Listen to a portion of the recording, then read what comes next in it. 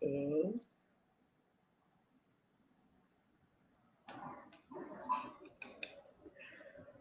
Boa noite para todos e todas. Estamos aqui para mais uma live com a Clau e hoje eu trago uma convidada especialíssima, a mulher da arte, a minha querida Ana Paula de arte. Ela gosta da arte e tem toda uma história com a arte. Então, pensando no que é arte e nas várias possibilidades, nós vamos bater um papo aqui com a querida Ana Paula Frazão para a gente falar um pouquinho de um tema que está tão no momento vem sendo tão demonizado, tão de uma forma tão absurdamente massacrada, né? Então, é sobre isso que a gente vai falar hoje. Boa noite, Ana Paula. Boa noite, eu quero agradecer o convite, quero dizer que eu estou muito feliz, é o nosso primeiro papo, né, a gente se vendo e podendo conversar, assim, e quero agradecer e quero dizer que eu estou muito feliz da gente se conhecer finalmente, pelo menos uma olhando para a outra, né, já que a gente só se conhece de internet, enfim, a gente acabou se cruzando por pensamentos parecidos, isso também é uma coisa legal que a internet nos possibilita, né. Com certeza. Já faz algum tempo que a gente é amigo virtual aqui, como a Ana Paula disse, assim, por aproximação ideológica, por pensar um mundo melhor, um mundo mais justo, mais igual, então a gente acaba, a tecnologia ela acaba trazendo isso, né? Pensando também, gente, que isso não é só coisas que são produzidas, quando as pessoas falam, tá vendo, você não gosta de capitalismo, mas gosta... Não, essas coisas são totalmente possíveis num outro sistema mais justo, né? É bom que se diga isso, né? E, assim, vamos lá. Ana Paula, eu gostaria de te perguntar o que é arte para você e qual o significado da arte na tua vida, minha querida? Então, eu acho que é uma pergunta bem complexa, né? Mas eu gosto de acreditar que a arte ela faz muito parte de quem eu sou. Assim, acho que desde o momento que eu pude ter acesso à arte e ao pensamento crítico mesmo que ela traz para a gente, isso foi formando muito da pessoa que eu sou hoje, né? Mas eu acho que mais do que a questão da arte, eu acho que a questão das políticas que possibilitaram que eu tivesse acesso, né? Então, eu comecei a fazer teatro no Teatro da Praça, que é um teatro que tem aqui na minha cidade, eu sou de Araucária, no Paraná, que é na região metropolitana de Curitiba, então já é uma questão meio à margem, né, não é no grande centro, enfim, mas a gente é uma cidade na região metropolitana de Curitiba, não é uma cidade pobre, é uma cidade, né, industrial, enfim, mas uma cidade com uma baixa autoestima, né, exatamente por pouco investimento na área da cultura, enfim. Vamos falar mais sobre isso no percurso. Mas aí eu comecei, então, a fazer esses cursos de teatro que eram gratuitos, quando eu tinha uns 12, 13 anos, e isso mexeu muito, transformou muito a minha vida, assim. E a crença daquelas pessoas em mim e o que eu fazia, né, a arte te dá a possibilidade de acreditar que o que você fala tem importância e que tem gente querendo te ouvir, né. Então, quando eu acessei essa política pública de cultura, que são os cursos gratuitos de teatro, isso me interessou muito e eu decidi que era isso que eu ia fazer para o resto da minha vida. Então, eu fui em busca dos lugares onde eu poderia acessar isso gratuitamente. Vindo de uma família pobre, numa cidade periférica, meu pai veio do Nordeste trabalhar aqui no sul do país, conheceu minha mãe e ficou morando aqui. Então, nós moramos no primeiro conjunto da Coab aqui da cidade, né? Minha mãe ainda mora lá, é bem perto de onde eu moro hoje também, mas... E aí eu fui estudar, então, no Colégio Estadual do Paraná, que tinha um curso de teatro, um curso de atores, né, uma formação de atores que também era gratuita, bancada pelo Estado. Depois eu fiz a Faculdade de Artes do Paraná, que é também uma política pública, uma faculdade gratuita, mantida pelo governo do Estado. E a arte, para mim, é o que vem trazendo a questão dos significados que a gente busca na vida, e que eu acho que a arte pode alimentar isso muito bem na gente, sabe? A gente entender que a vida é complexa, que a vida é muito complexa, e que a gente pode passar por ela questionando coisas, se pensando com mais qualidade, eu acho, do que desespero, porque eu acho que é um pouco desesperador você não encontrar muito sentido, né? Porque a gente vem para esse planeta sem saber muito bem o que é uma bola pendurada no meio de uma coisa, nós sabemos que nós temos finitude, que nós vamos morrer, que as pessoas que nós amamos vão morrer, então tudo isso é muito complicado complicado, né? Viver no mundo, a gente sabe disso. Tem pessoas que buscam seus consolos nas religiões, enfim. E eu encontrei na arte um jeito de poder, pelo menos, expressar minhas dores. E também, a partir do momento que você consome isso, você começa a entender que você não está sozinho. Que estamos todos no mundo na mesma condição. Né, com seus amores, com suas dores, com seus medos, né, com as suas percas, com as suas vitórias, enfim, como a gente vai negociando com isso. E eu acho que eu encontrei na arte o caminho para poder ir conversando com essas coisas, sabe? Então, eu acho que ela, para mim, é isso, é o meu contato com a humanidade, eu acho que com a essência humana, e como eu consigo, então, ter uma visão um pouco melhor de como passar pela vida sofrendo, não menos, né, mas tentando compreender melhor os passos que a gente vai dando dentro disso tudo. Que legal! Já tem gente aqui acompanhando aqui a gente, a minha querida Leancelme. Aliás, deixa eu ser justo aqui com as coisas. Quem produz, Ana Paula, esses cartõezinhos, esses cards maravilhosos aqui, é a minha companheira querida Leancelme, companheira aqui da militância, de luta. E ela, com o apoio dela, que eu não entendo nada, é ela que faz tudo. É a mulher dos cards, a mulher dos cartão é ela, viu? Beijo, Ale. E a Ale tem uma pergunta aqui, já a gente vai jogar aqui a perguntinha da Ale. Ana Paula, e hoje você trabalha com arte, você é uma trabalhadora da arte e você tem uma casa. E eu gostaria que você falasse um pouquinho mais do que é essa casa, a Casa Eliseu Voronkov, pronto. Eu gostaria que você falasse um pouquinho do seu trabalho, querida. Tá. Então, eu nisso tudo, né, eu vou dizer também, porque eu acho que é uma coisa, eu gosto, muitas pessoas me inspiram, e eu acho que quando as histórias da gente podem inspirar outras pessoas, acho que elas são importantes, né.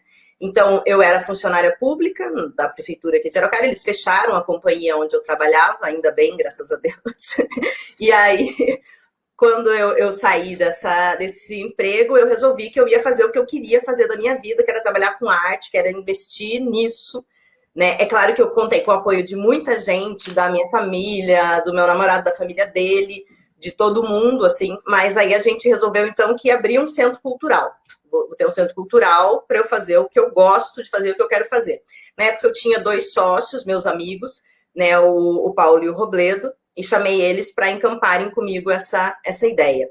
Nós escolhemos colocar o nome do Eliseu, porque o Eliseu era um amigo nosso, né, que foi assassinado em 2003, num crime de homofobia, e ele era diretor, nós trabalhávamos no Teatro da Praça durante muito tempo, e ele era o diretor no teatro nesse período, então ele foi meu professor de teatro, a gente fez espetáculos juntos na mesma companhia, nesse período eu dava aula no Teatro da Praça, ele era diretor lá, e ele foi assassinado num caso de homofobia, uma história bem comum, né, no mundo gay, uma pena, que sai com os meninos e depois os meninos assaltam ou matam, enfim, né, uma situação que não é a primeira vez que acontece.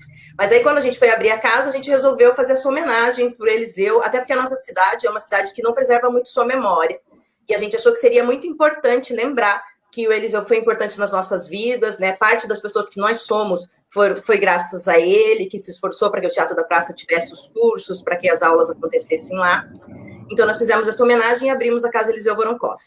Nós tínhamos a ideia de dar aulas de artes, né? Porque os nossos amigos já faziam isso, e também de conseguir divulgar um pouco mais a questão da cultura local, o que a gente faz na cidade, essa valorização que a gente também não sente na nossa cidade, que tem muito orgulho de ser uma cidade muito industrial e de ter a Repara aqui, enfim, mas não tem muito orgulho do que produz artisticamente, o que produz de singularidades, de subjetividades, né, que também faz parte da vida da gente. Então, a nossa cidade não tem muito uma valorização disso. Então, quando a gente criou o Centro Cultural, a gente pensou muito nisso, em valorizar a cultura local, valorizar esse capital simbólico que a gente tem.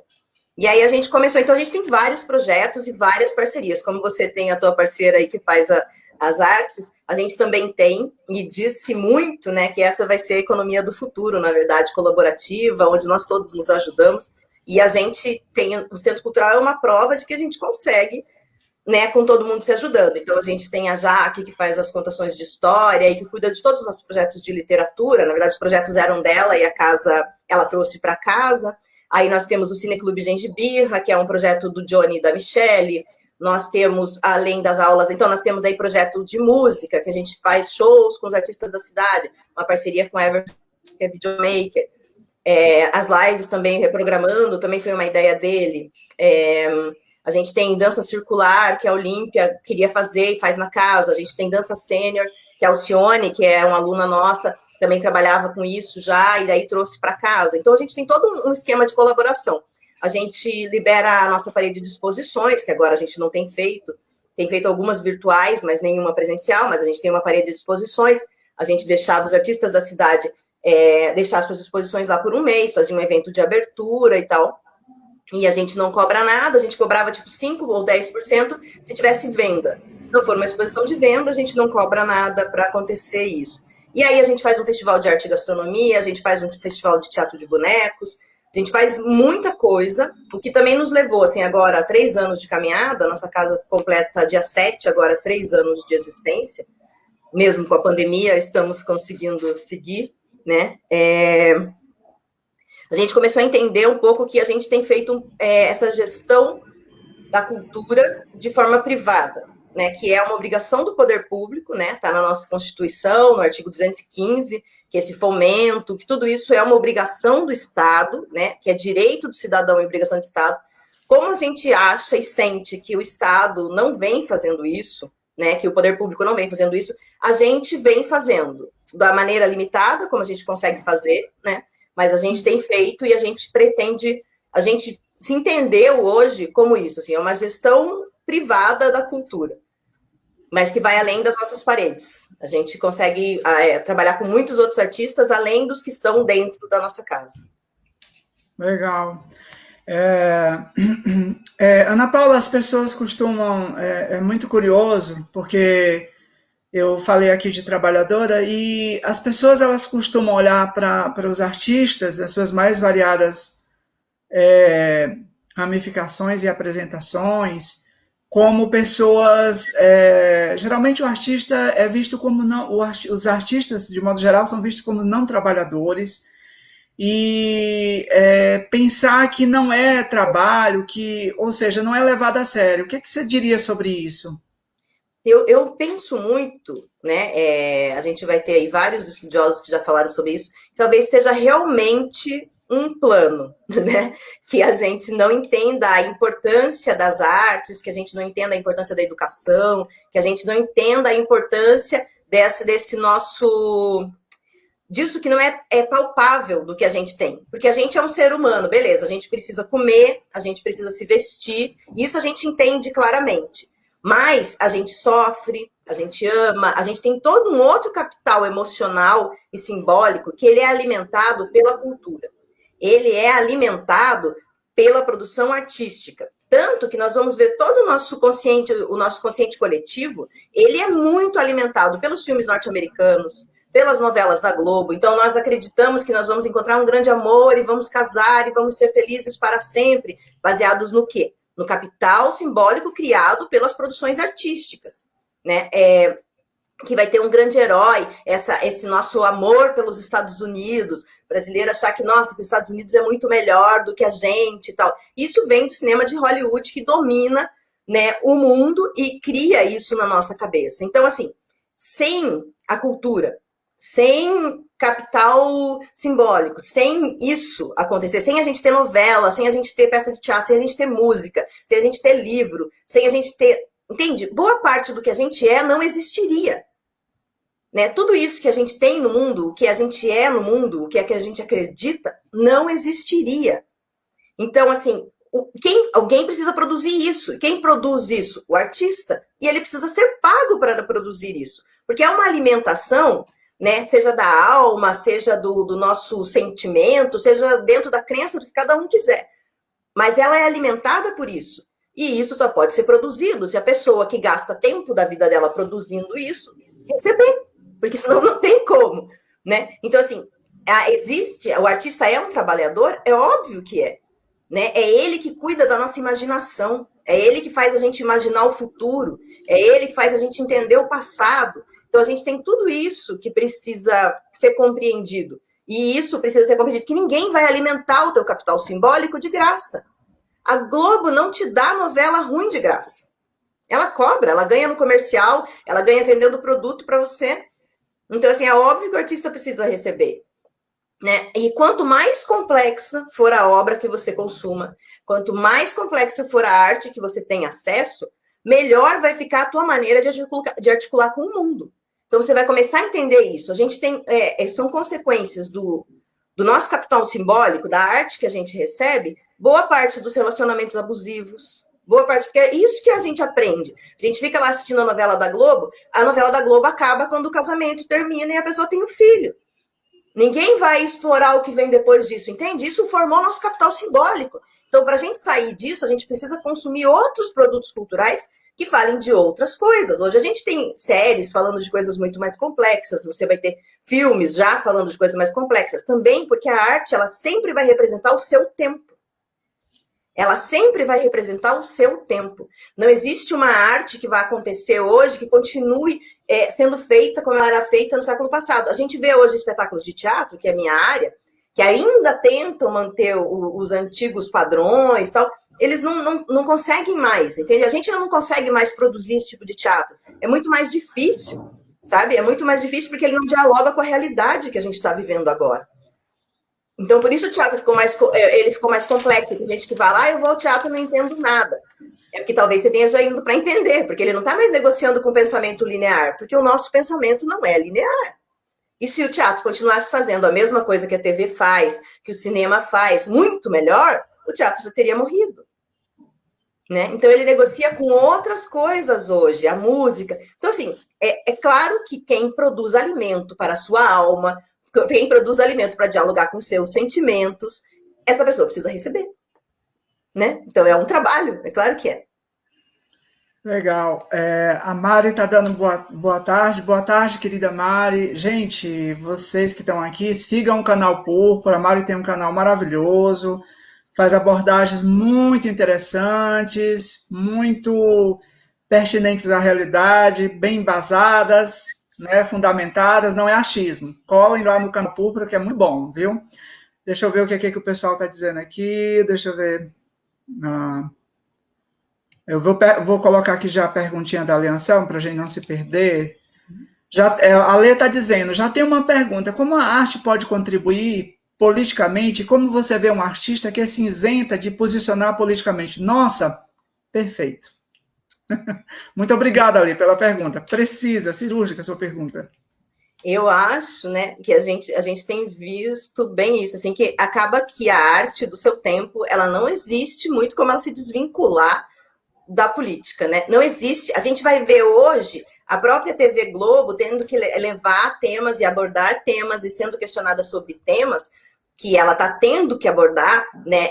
Desde das questões de sexualidade, do racismo, tudo isso, porque não tem como a arte fugir do seu tempo.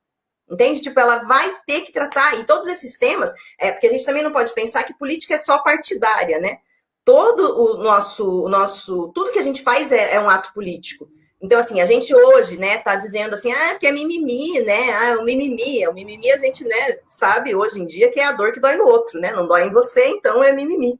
E você vê que hoje as grandes empresas mesmo, que vendiam lá a sua arte bem encaixotadinha, estão tendo que levar esses temas. Porque estão sendo cobradas, tipo, vai fazer uma novela que tem travesti, coloca uma travesti para fazer o papel. Por que você vai colocar uma mulher para fazer o papel de travesti? Não é? Então, todo esse posicionamento, então a arte, ela acaba sendo obrigatoriamente um instrumento político, de qualquer maneira, porque ela dificilmente consegue fugir às dores do seu tempo, de onde ela está. Quanto ao posicionamento político do artista, eu acredito que até um artista não ter posicionamento político é um posicionamento político. Né? A gente viu coisas tipo, se eu não me falha a memória, eu acho que a Ivete Sangalo falou alguma coisa, foi questionada de por que ela não se posicionava politicamente, porque ela preferia não se posicionar politicamente. Quando a Ivete Sangalo diz, eu prefiro não me posicionar politicamente, ela tem um posicionamento político. E aí nós vamos ler esse posicionamento político. Ele pode ser assim, eu estou tão absurdada com tudo que está acontecendo que eu prefiro nem dizer e talvez me preservar de me expor dessa maneira, ou talvez eu estou dizendo isso porque então eu concordo com o que está acontecendo. Entende? Então, assim, sempre um posicionamento vai estar ali. Uma leitura vai ser possível. É uma figura pública, né? E ela tomando a atitude que tomar, alguma leitura nós vamos tirar disso. Então, é inevitável, assim. Eu acho que acaba sendo uma pena que a gente, né, com tanto potencial de poder ajudar, inspirar, esclarecer coisas para outras pessoas, não o façam. Eu acho que isso é uma pena, é um artista não saber usar o poder que tem hoje dentro da sociedade. Mas é uma opção política. Se ele não quer se posicionar, né? É uma posição política. Calar, silenciar também é político, né? Muito bem colocado, foi muito precisa a pergunta aqui da Lê, deixa eu colocar aqui o que as pessoas estão comentando, vamos lá. Lembrando, o Ana Paula, depois, a internet, ela traz tudo, né? Não sei se foi 2007, para ser mais precisa, houve um movimento aqui em São Paulo, Cansei, que tinha a Hebe, o Dória. Lembra o Dória, do Bolsonaro? Pois é. A Ivete também parece que participou do movimento Cansei. Olha que interessante. A Ivete participou, né? Então, pois é. Aí depois eu não quero me posicionar. Não sei. É legal essa colocação aqui, gente, porque assim, a gente está vendo muito isso nesse momento político que o país está passando. Olha, eu não quero opinar, olha, eu não quero falar. Calar, silenciar, também é político, né? Como bem colocou aqui a Ana Paula. A Ana Luísa Kraiger, eu acho que lê assim que lê. Ana, adorei a camiseta vermelha. Oi, tá vendo? Eu Ana... falei pra Cláudia que eu vim para combinar com ela, porque ela falou que ela estava discreta, estava parecendo que ela era petista. Eu falei, não tá quase nada. Ana Paula petista. O Márcio Alberto, meu companheiro querido aqui, está dizendo: o país precisa ressuscitar. Ouvi o Florestan Fernandes falando. É verdade, como estamos precisando, né? Precisamos. E, assim, então, Ana Paula, a arte como possibilidade crítica, ela existe. Eu acho que ela é um dos melhores caminhos que a gente tem. É claro que eu sou suspeita em falar, né? Eu sou artista e tal, mas eu acredito muito na construção cidadã que eu tenho hoje, vindo da minha convivência dentro do meio artístico, né? De você questionar, de você se obrigar a ler, de você ver obras teatrais mais complexas, obras, né? De qualquer forma, você entender como que o artista cria, de onde vem, né? Das suas inseguranças, das suas inquietudes, dos seus medos, de tudo isso é que nasce a produção artística. Então, sempre que você tiver contato, você vai refletir sobre aquele mundo, né? Você vai ter que ter contato ali e vai pensar sobre ele. Então, eu acho que a arte é um caminho. É como eu disse, a gente é feito de subjetividades. A parte que a fome, que a comida não sustenta, aquele vazio que a gente tem quando a gente sente solidão, aquele vazio que a gente tem quando a gente sente medo da morte, aquele vazio que a gente sente quando perde alguém que a gente ama muito, que fica um buraco aqui no peito, essa subjetividade, ela só pode ser alimentada pelo simbólico. Ela só pode ser alimentada pela cultura. E tudo vai depender do que você tem acesso. Então, assim, a religião é um caminho, mas ele não pode ser excludente. Por isso que você precisa ter consciência crítica. Não há nenhum problema em você ser evangélico. Existe um problema gravíssimo se você achar que só a tua religião está certa. Se você não conseguir compreender que o teu respeito ao outro é fundamental. Se você não conseguir compreender que a ideia do exemplo de Jesus Cristo era ser uma pessoa que não julga, né? Que só se doava. Nunca chegou para perguntar para a pessoa, mas você, né, qual que é a tua? Você é gay? Você é não sei o quê? Nunca passou por esse julgamento, né? Então, por que a gente acha que dentro das religiões a gente tem o direito de julgar as religiões dos outros? Mas a religião tem um papel também importante, eu acho, que nessa questão desses nossos medos, dessa nossa insegurança e dessa nossa formação crítica e simbólica. Né? É a questão cultural, a gente entender que a arte é uma parte da cultura. A religião é uma parte da cultura. A cultura, ela é tudo que a gente é. Existem culturas boas e existem culturas ruins. Culturas boas precisam ser preservadas, que é a memória, que é, né, as origens da gente, a forma como a gente fazia comida, coisas que a gente possa conduzir para registrar a nossa história, para registrar quem a gente é. E existem culturas que precisam ser transformadas, como a cultura da violência, né? Como essa cultura que tem dominado hoje o país em muitos lugares, de uma ignorância, de achar que alguns merecem mais do que outros, né? Essa cultura que o capitalismo coloca na gente, que a gente só é bom por causa do poder de compra que a gente tem. Então, essas são culturas que precisam ser transformadas. E elas vão ser transformadas como? A gente colocando ideias boas nisso. Por que veículos? Possivelmente pela arte, possivelmente pelos debates, né? Possivelmente a gente precisa introduzir cultura boa nos lugares. Entende? Se é um lugar que tem muita violência, talvez se a gente levar para lá atividades culturais, não cultura, porque cultura todas as pessoas têm. E a gente também precisa entender uma coisa: cultura é produzida pelo povo. Cabe ao Estado o fomento, a divulgação, a distribuição. Isso cabe ao Estado. O Estado não produz cultura. Quem produz cultura é o povo. O Estado tem a obrigação de fomentar e distribuir. Então, assim, para que as pessoas tenham acesso, para que elas possam se entender enquanto gente, terem orgulho de onde elas vieram. Tudo isso é uma construção que a arte pode colaborar, assim como a religião, se bem utilizada, como que tudo que negocia com o nosso simbólico, tudo que negocia com os nossos sentimentos, podem contribuir para isso. Ô, Ana Paula, o Márcio está fazendo aqui uma pergunta interessante. Como encarar o artista que apoia o fascismo? Pois é, ele coloca a arte dele a serviço de uma coisa ruim, e isso é muito perigoso. E a gente vai ter, infelizmente, porque é a ideia que a gente precisa entender que nenhum lugar está cheio de santos, né? Nenhum lugar as pessoas... nenhuma pessoa, ela sozinha é perfeita, né? Ela erra várias vezes, nós erramos várias vezes, às vezes vacilamos feio, às vezes fazemos muita bobagem. Então, num grupo, né, como os artistas, né, a gente não pode generalizar. E sabendo do poder que a arte tem, eu acho que é muito provável que pessoas com intenções ruins vão agir para usar isso. É uma arma poderosíssima. Você entende como você sai mexido quando você vê um filme? Como você sai mexido quando você vê... Você acha que o lado mal da história não vai querer usar isso? Você acha que já não usaram isso contra nós até agora? Por que a gente tem um capital simbólico tão frágil? Por que a gente gosta mais dos Estados Unidos do que da gente? Por que a gente chama eles de americanos e a gente não, quando a gente também está na América? Na verdade, eles são norte-americanos, na verdade, eles são estadunidenses, né? Que eles estão para lá e nós estamos para cá. Por que a gente tem... Colocaram na nossa cabeça assim, não, cinema nacional é ruim. É ruim porque representa quem a gente é, né? Porque daí o cinema norte-americano com heróis, salvando ET e não sei o quê, daí aquele lá é massa, aquele é legal. Tem nada a ver com a gente, entende? Então, assim, a gente tem essa coisa de não gostar da gente. Então, eu acho que pelo poder, os Estados Unidos, ele sai da Segunda Guerra e ele usa o cinema dele para dominar o mundo. Ele sabe que a gente domina um povo pela cultura.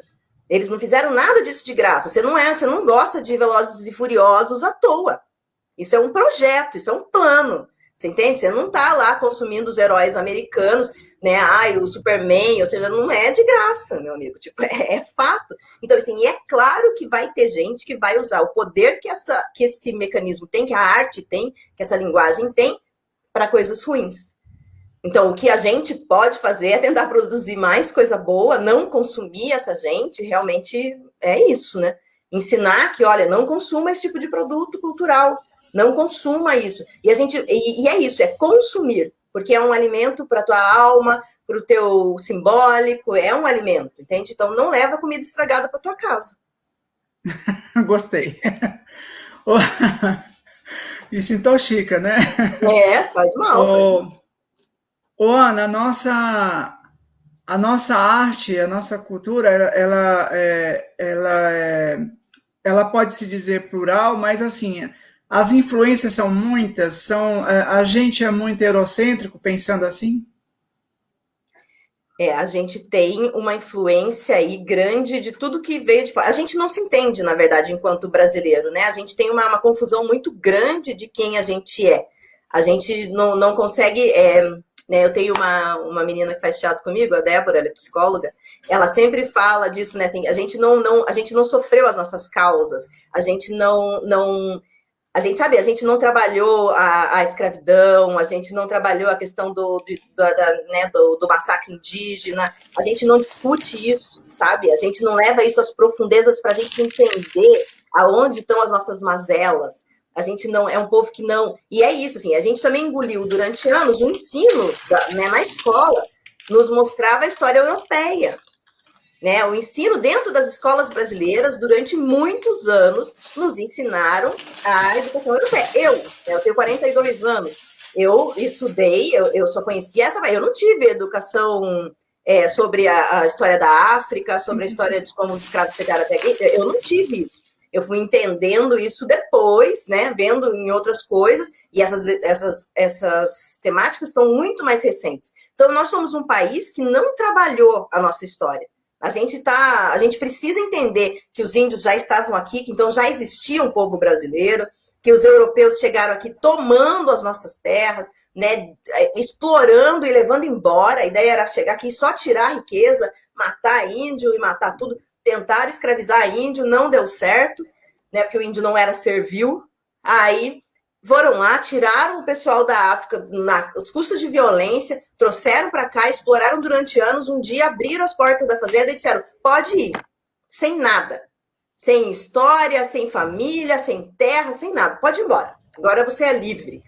Que liberdade é essa? Quer dizer, essa liberdade não aconteceu até hoje, não aconteceu até hoje. Então, assim, a nossa arte está cheia disso, e a gente vai ter produções riquíssimas falando sobre isso, que não estão sendo financiadas pelo Estado, que não estão chegando nas pessoas, que não estão... Né? Então, a gente tem uma história muito conturbada, e a gente precisa, enquanto povo brasileiro, eu acho que retomar a educação dessas origens. O dia que a gente estava conversando sobre, né, a questão da educação no Brasil, que eu acho que falta muito investimento nas séries iniciais. Muito investimento para a gente entender de onde a gente veio. É isso que falta no povo brasileiro. A gente não entende de onde a gente veio. Por isso que a gente fica pagando pau para qualquer coisa. Ah, europeu é melhor que a gente. Ah, os estadunidenses são melhores que a gente. Todo mundo é melhor que a gente. Porque a gente não sabe quem a gente é. A gente não se reconhece, a gente não consome o que a gente produz e a gente não tem uma base educacional que nos fortaleça no sentido de, não, você é bom do jeito que você é. A tua miscigenação é interessante, ela te faz um povo único, né? Então, tudo isso eu acho que vai permeando aí uma problemática, mas que eu acho que está presente na arte brasileira, assim. Você vê que a arte questiona bastante essas coisas, né? É verdade. E as políticas públicas, como que você vê a questão das políticas públicas hoje para a arte? Como é que você está vendo, principalmente hoje, nesse momento, né? Pensando que a arte é demonizada e, junto disso também, Ana Paula, por que esses governos autoritários eles têm tanto medo da arte? Como que você gosta? Deu para entender aqui a colocação, né? Sim. Então, políticas públicas para as artes, né? A gente vai ter elas acontecendo lá desde a gestão do Sarney, muito equivocadas e tal. Mas a gente tem um marco, né, com o Ministério da Cultura, com o Gilberto Gil, que ele começa a ideia de um Plano Nacional de Cultura, onde teria a participação da sociedade civil nos processos decisórios para a construção de um Plano Nacional de Cultura, que hoje existe, ele é um livro super bonito e muito legal, ele é ilustrado, é muito legal, com metas, com números, quantos teatros vão ter que ter daqui a 10 anos, quantas bibliotecas, toda cidade tem que ter uma biblioteca, com coisas bem, bem palpáveis, assim. No entanto, ele foi se deteriorando, né? Então, assim, toda a cidade tinha que ter Secretaria de Cultura, tinha que ter um Conselho Municipal de Cultura, tinha que ter Conferência de Cultura, tinha que ter um plano, tinha que ter um Fundo Municipal de Cultura. E o Estado a mesma coisa, o governo federal a mesma coisa. Isso também pensava um aumento de orçamento para a cultura. Cada cidade teria que investir pelo menos 1%, cada estado 1,5%, o governo federal 2%.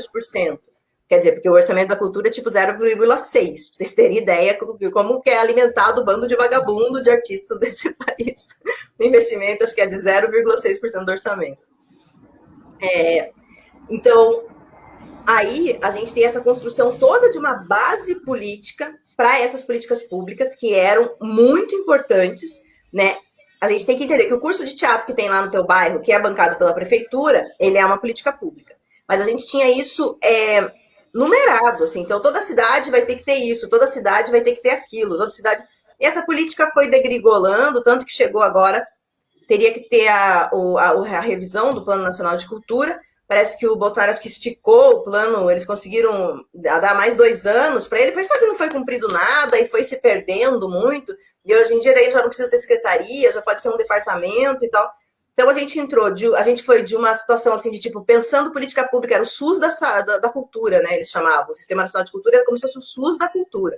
Ia passar dinheiro fundo a fundo, era uma coisa maravilhosa que ia acontecer. Mas não aconteceu.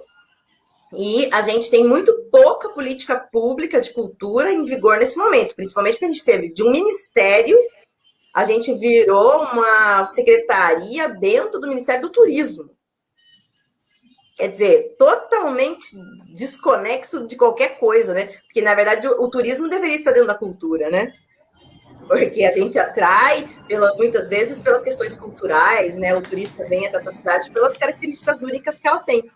Né, além das questões dos pontos turísticos ambientais e tal, tem muito da questão da cultura nisso. Então, houve uma inversão aí e a cultura só perdeu de um tempo para cá, a cultura só foi perdendo. Aí nós temos consolidada a nossa tal Lei Rouanet, que não é Lei Rouanet, na verdade é lei de incentivo federal, mas eles chamam de Lei Rouanet porque foi criada pelo ministro da Cultura na época do Collor, né, e aí recebeu esse nome.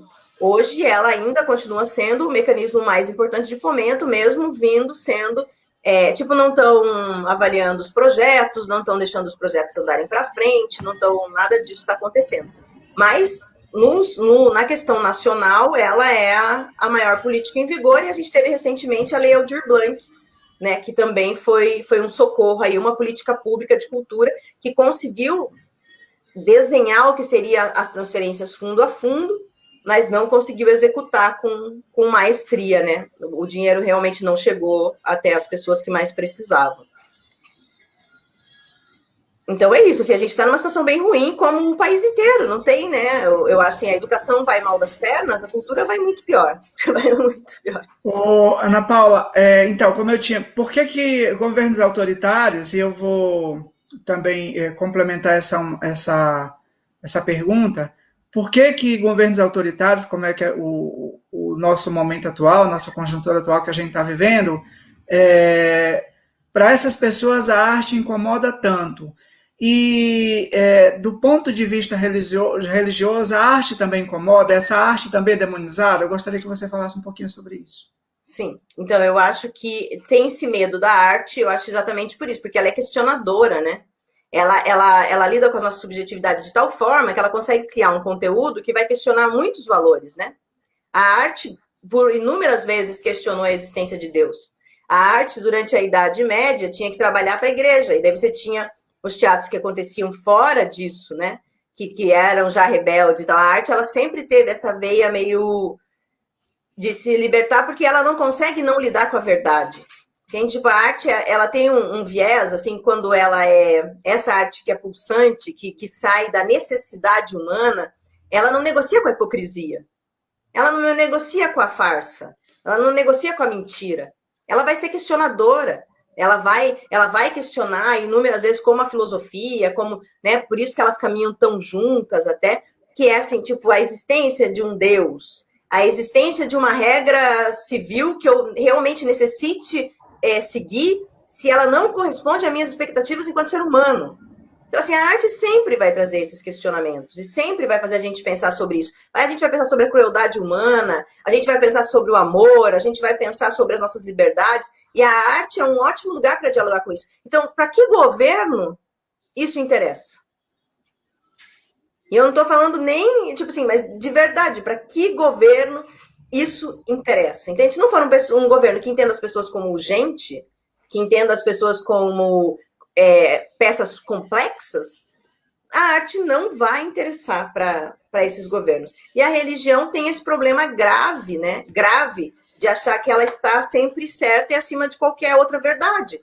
E quando não é assim, né? O mundo ele é cheio de dúvidas. Nós somos cheios de dúvidas, né? Se alguém encontra seu consolo na religião e se acha que ela basta, eu acho que é muito bom para essa pessoa, mas ela que respeite as outras. Tem pessoas que não vão encontrar, as respostas não vão estar na oração, as respostas não vão estar em ir no culto no domingo.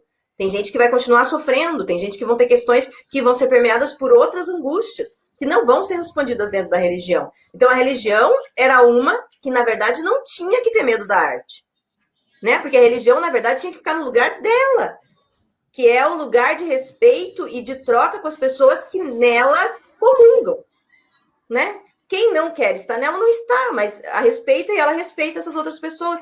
E é isso que tem que ser o papel da religião. Então, para a religião, não deveria ter confronto com a arte. Ela deveria ter respeito uma pela outra, até porque em alguns momentos elas podem se encontrar e caminhar juntas, e por que não? Por que você não vai ter um artista evangélico? Temos vários, não é? Então, assim, não pode ser, só que não pode ser usada só em favor dela, ela tem que saber que outros lugares vão usar a arte a seu favor, né? Que vão dialogar de outra maneira. Eu acho que é isso, assim, e eu acho que os governos autoritários têm medo disso, porque a pessoa que faz arte de verdade, que vem realmente, né, da presença dela no mundo e das angústias dela no mundo, não vão ficar limitadas a responder a um governo. E quanto mais limitador ele for, pior é, né? Sim. Ô, Ana Paula, deixa eu ver aqui se tem alguma coisa aqui da Lei Anselmo que ela está colocando, deixa eu ver. Por falar em políticas públicas, como você vê, eu acho, não sei se você falou nisso agora, a Lei Aldir Blanc surgiu emergencialmente para cumprir o socorro aos artistas por conta da pandemia, ou seja, você acha que ela conseguiu abranger as necessidades? Vocês foram contemplados? O que ficou faltando na sua opinião? Legal. Olha, a gente conseguiu alcançar os recursos da lei aqui na cidade, a gente fez um coletivo, a gente trabalhou junto com o poder público, auxiliando na escrita dos editais, na documentação, e tentar facilitar o acesso o máximo que pôde, tentando avisar as pessoas que tinha lei. O prazo foi muito curto para divulgação. Os gestores ficaram com muito medo de fazer alguma coisa errada e terem que responder, mas então, assim, eles tiveram que articular uma lei inteira, tipo, em 3 meses, né? E isso tudo dificultou muito. A incapacidade gestora também, não temos mais essa formação de gestores, como a gente tinha quando participavam de conselhos, quando entendiam que era política pública e tal. Mas a gente tem muito gestor qualquer coisa e ele não entende, então não teria como eles construírem políticas maravilhosas em 3 meses, infelizmente, essa é a realidade da maior parte do país. Né? As pessoas que são colocadas na pasta da cultura são pessoas que não têm competência para gerir essas pastas, infelizmente, e a Lei Aldir Blanc veio nesse atropelo. Aqui no nosso estado está havendo um questionamento bastante grande que diz que a lei não veio do Fundo Nacional de Cultura, parece que isso já foi comprovado, eles usaram as verbas emergenciais da lei geral. Sendo assim, ela poderia ter sido usada como assistencial, não precisava ter tido edital, não precisava ter tido nada, eles podiam só ter distribuído o dinheiro para o pessoal cadastrado e pronto, sendo dessa forma. Mas não foi dessa forma que chegou. Chegou o recurso dizendo que veio do Fundo Nacional de Cultura e que precisava ser usado dentro das regras da Lei Aldir Blanc. Então, aqui no Estado está tendo uma discussão bastante grande sobre isso.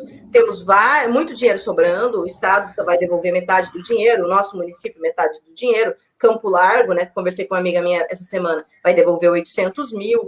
Então, e para cidades como as nossas, 800 mil é muito dinheiro. Dá para produzir muita cultura. Então, assim, não foi feito da melhor forma possível, também não dava para pensar muito, que seria muito legal vindo de onde veio, né, do governo do Bolsonaro, que fez um decreto totalmente limitante e problemático, e daí aí tem essa dissonância, porque era para vir o dinheiro do Fundo Nacional e não veio, parece que veio da lei geral da pandemia. Temos tudo isso acontecendo. Eu acho que foi um passo histórico para a cultura, é um marco, conseguimos fazer a transferência fundo a fundo, né, mesmo que não tenha vindo do fundo, mas o desenho aconteceu, então chegou dinheiro nos estados, chegou nos municípios, com tempo pífio para executar e com incapacidade gestora. Eu acho que isso foram as piores problemáticas. A gente conseguiu acessar os recursos, isso foi o que salvou a nossa casa, em novembro nós não teríamos mais como pagar o aluguel, então, a partir do subsídio dado aos espaços culturais, foi que a gente conseguiu, né, se manter, enfim, e outros editais, a gente conseguiu ter uma reserva agora, que a gente vai sobreviver mais alguns meses aí. Então, foi importantíssimo, só que foi mal feito pelo tempo, pela pressa. E agora tem dinheiro sobrando e os artistas continuam, né, muitos passando fome, muitos tendo que receber cesta básica, muitos em condições muito ruins. Nós, no momento, estamos numa situação de privilégio, na verdade, né? Conseguindo manter nosso trabalho, apesar da casa estar fechada, apesar de tudo isso tá acontecendo. Eu vi um vídeo que eu compartilhei, inclusive, com as minhas amigas, que tem a ver com o nosso tema aqui sobre arte, e a pessoa que faz o vídeo é um dono de banda lá no Ceará, uma pessoa que lida com arte, que trabalha com arte, mas assim, é muito curioso e interessante pensar quando o nosso tema é a arte como pensar crítico, e eu vi que a pessoa colocou no vídeo a seguinte situação, que ele expressa a insatisfação com o momento vivido, né? Enfim, exatamente essa falta de apoio que você acabou de mencionar aos artistas, de modo geral, e principalmente as pessoas, os pequenos artistas que não têm como estarem sobrevivendo nesse momento, se manterem nesse momento, né? E ele faz a queixa, mas ele não quer apontar o A ou B, nem governo municipal, nem estadual, nem ninguém, e também finaliza dizendo que acredita que vai dar certo, Deus vai prover, enfim. Fica aquela coisa assim. E pensando aqui no nosso tema, a arte como função, como essa possibilidade crítica, como que você consegue ver, Ana Paula, que mesmo pessoas estando nesse meio artístico não conseguem ter essa visão, enfim. Então, eu acho que é muito de como você consome, né, e do que você consome e do que você acessa. Às vezes, também, a gente não pode julgar muito a capacidade das pessoas de entendimento, porque, às vezes, vão depender muito do que elas estão recebendo, né? E aí a gente vai ter, dentro da cultura, artistas, por exemplo, da cultura popular, né, possivelmente com vida muito simples, produzindo em situações que não vão ter acesso, possivelmente, a todas essas informações que a gente tem. É claro que a produção dessas pessoas vai ser diferente. É claro que elas talvez estejam no nicho da preservação da nossa cultura, da nossa história, né? E talvez a arte delas não precise dialogar com essas outras complexidades do mundo, porque talvez não sejam com elas que eles convivam. Então, assim, que todo mundo vai fazer a mesma leitura da arte, que todo mundo que for trabalhar com arte vai ser super esclarecido, ou esclarecido dentro do que a gente acha também que é esclarecimento, né? Porque também tem isso, a gente lê o mundo do nosso jeito. E para nós, tipo, parece um absurdo que a pessoa não está entendendo que ela tem direito político. Então, eu acho que falta uma formação para os artistas nesse sentido, porque são vários. Aqui na cidade mesmo a gente viu gente dizendo assim, eu nunca precisei de dinheiro público, então eu não vou precisar. Não é isso. A questão é que é teu direito. A questão é que é um direito teu. É uma luta de anos para ter um dinheiro no Fundo Nacional de Cultura. É teu direito porque é um direito da população ter acesso. Porque é obrigação do Estado te ajudar a fazer o teu produto para que ele chegue nas pessoas. Então, assim, falta muito dessa leitura e dessa formação. E eu acho que aí, às vezes, vai depender disso. O contexto onde a pessoa está e também porque não há investimento nessa formação pelo poder público. Não há esse investimento.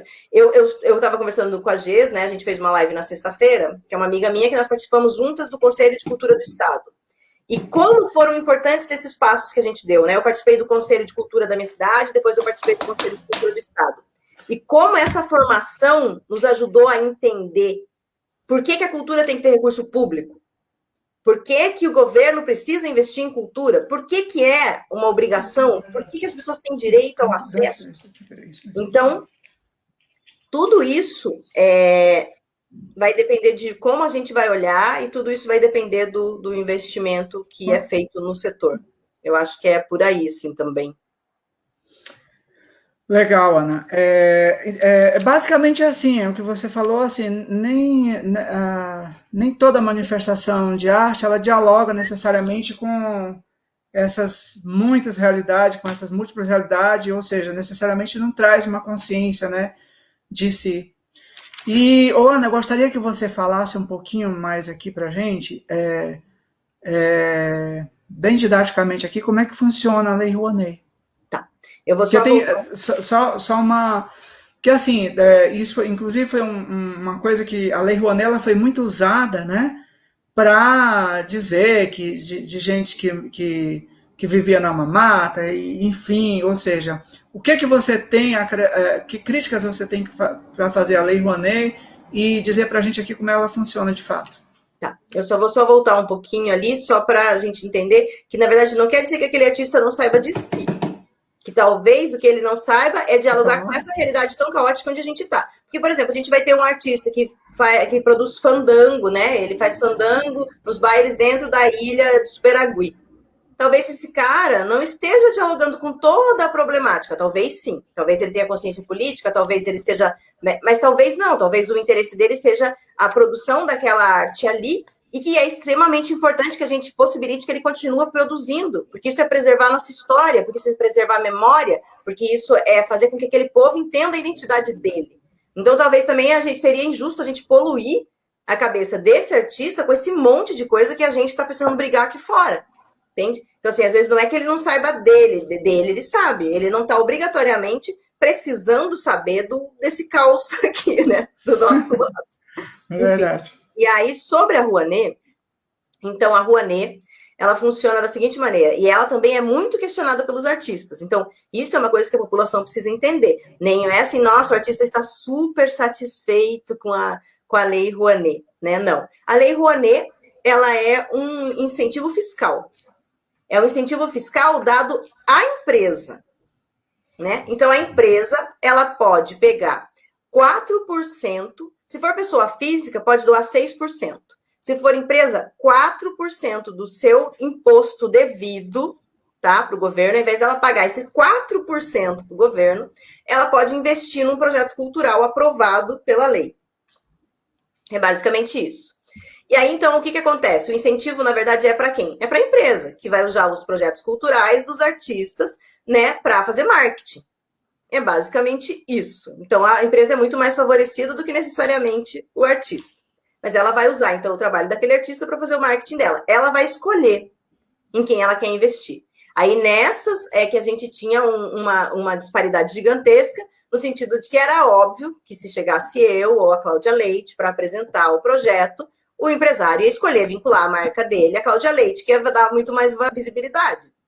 Né? Então, a Lei Rouanet tem uma dissonância aí, além de ser bem complexo, né? Toda a inscrição que você faz, todo o trâmite que ela tem que passar. Então, assim, o artista, ele escreve o projeto, ele coloca no sistema do SALIC, ele é primeiro analisado pelas pessoas do governo, ali pelos funcionários. Se ele passar para uma segunda etapa, esse artista ele tem que captar 20% do valor, para só então esse projeto ir para análise de... Não é análise de mérito, é uma análise de um parecerista, não tem análise de mérito, ele só vai computar o que tem nesse projeto e vai passar de novo para o governo. O governo, então, com o aval do parecerista, vai levar isso para a Comissão de Incentivo à Cultura Federal, que vai daí bater o martelo, se pode ou se não pode fazer esse projeto. Podendo fazer o projeto, ele tem o direito de captar o resto do valor. E aí, ele vai receber para fazer o projeto dele. Lembrando que dentro desse orçamento, o dinheiro não fica para ele, né? Você vai produzir um espetáculo de teatro, você tem que pagar o iluminador, você tem que pagar o cenário, você tem que pagar o figurino, você tem que pagar a costureira, você tem que pagar todo mundo. Então, gira toda uma cadeia produtiva em volta desse lugar. Tem muita gente que recebe para trabalhar. Então, assim, hoje eu acho que é 2 ou 1,5%, 2, 3% do PIB. Né? Então, assim, existem pessoas, trabalhadores que recebem e que trabalham em torno da cultura. Né? Então, é aí que esse dinheiro é investido. Então, o produtor não vai lá e pega, nossa, o projeto tem 1 milhão, o cara pegou 1 milhão para ele. Não. Né? Tem locação do espaço, tem carro, tem viagem de avião, tem não sei o quê, tem um monte de coisa aí nisso tudo. O que a gente acha que é uma defasagem é o poder ficar na mão do empresário exclusivamente, que aí aí tudo isso é muito complexo, como é a vida, né? A gente poderia ter todo o poder na mão do governo, que aí, quando chegasse um governo como que a gente tem hoje, poderia ser péssimo, né? E a gente pode manter o poder na mão do empresário, que, na verdade, está trabalhando com dinheiro público. Esse dinheiro não é dele, mas é ele que diz aonde o dinheiro vai ser colocado. Então, isso, em algumas situações, pode ser bom, em outras pode ser muito ruim. Tudo vai depender do empresário que está fazendo esse investimento. Então é isso, assim, e hoje a lei, ela é uma das coisas mais importantes na área da cultura. Era na verdade, a única distribuição de dinheiro na área da cultura. O resto era muito pouco, muito pouco. Legal. Deixa eu ver aqui.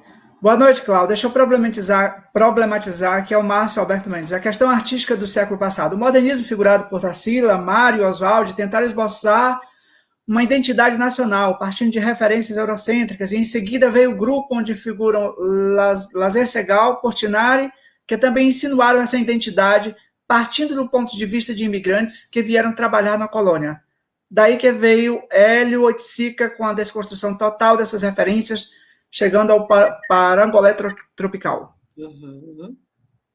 Mas olha, mas é exatamente isso que a gente estava falando, né?